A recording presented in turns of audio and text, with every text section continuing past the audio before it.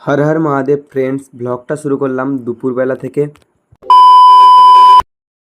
আজকে দুপুরবেলাতে আমার একজন বন্ধুর বাড়িতে ভেনামি মাছ বিক্রি হচ্ছিল, সেখানে আমিও এসেছি। মাছগুলো প্রায় 20 থেকে 21 গ্রাম করে হবে। মাছগুলোকে অনেক কষ্ট করে বড় করতে হয়, কষ্ট করলেই তবে মাছগুলো বিক্রি হয় আর টাকা পায়। আর আমি এখানে এসে দেখছি এখানে সবাই মিলে মাছের ওজন করছে আর মাছকে গাড়িতে তুলছে, মাছ বিক্রি হবে, বাইরে যাবে মাছ।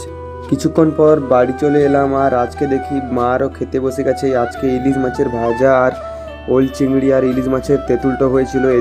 মা আর মাসি আগে খেয়ে নিচ্ছিল আর এদিকে যখন দেখি এরা দুজনও খাচ্ছে। তারপর মা ও মাসি মিলে তরকারিগুলোর রিভিউ দিয়ে দিল। দেখেই মনে হচ্ছিল খুব টেস্ট হয়েছে তরকারিগুলো।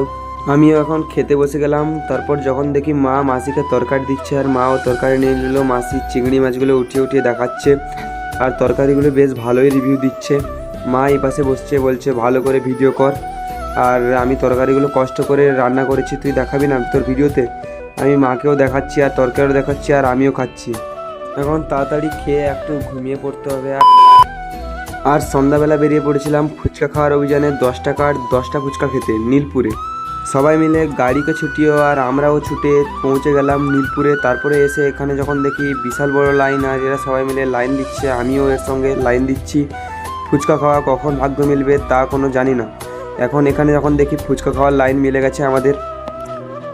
আর ফুচকা দিতে দিতে কাকু তো ভালোই ডিজে নাইটে এনজয় করছিল আর এখানে এরাও এনজয় করছিল। আর এ তো ভালোই হাসছিল ডিজে নাইট দেখে। আর এই ভদ্র পুরুষকে দেখুন, এ চারিদিকে ঘুরে ঘুরে দেখছে কোথায় মেয়ে আছে আর মেয়ে দেখে এর কি খুব স্বাদ লাগে বলছে। আর এখন আমরা খাচ্ছি মালাই। ফুচকা খাওয়ার পর মালাই খেতে খুবই দারুণ লাগছিল আর মালাইটা ছিল চকোবার মালাই।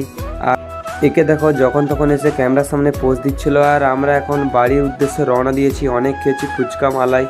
এখন ঘরে এসে যখন দেখি মা কী সব রেডি করছে, যখন দেখি ছোলা, শসা, তারপর লঙ্কা আর পেঁয়াজ, জিরে, নুন এইসব দিয়ে একটা মাখামাখি করছে।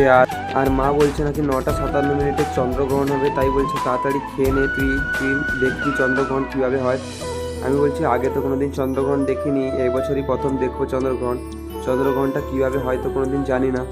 বলছে চাঁদটাকে অর্ধেক অর্ধেক করে খেয়ে যাবে, কে খেয়ে যাবে কে জানি ভগবান, কিন্তু চন্দ্রগ্রহণটা দেখবো যখন। আর বলতে না বলতে 9:56 বেজে গেছে, যখন দেখি একটু একটু করে চাঁদকে গ্রহণ করা শুরু করেছে, মানে চাঁদকে খাওয়া শুরু করেছে। আর 9:57 দিকে তো আরও একটু খাওয়া শুরু করেছে। ক্যামেরায় ঠিকঠাক দেখা যাচ্ছে না। আজকের মতো টাটা গাইজ, আবার পরের ব্লকে দেখা হচ্ছে।